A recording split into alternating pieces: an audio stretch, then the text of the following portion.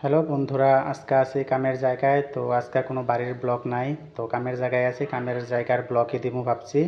তো দেখো আমরা কামের জায়গায় আজকে কী কাম করতেছি এই ব্লগের মাধ্যমে তোমাকে ওইটাই দেখানোর চেষ্টা করুম। তো আজকে কাজের মাঝখানে রয়েছে ফিনিশিং কাম, তো ফিনিশিং কামটাই দিতেছি।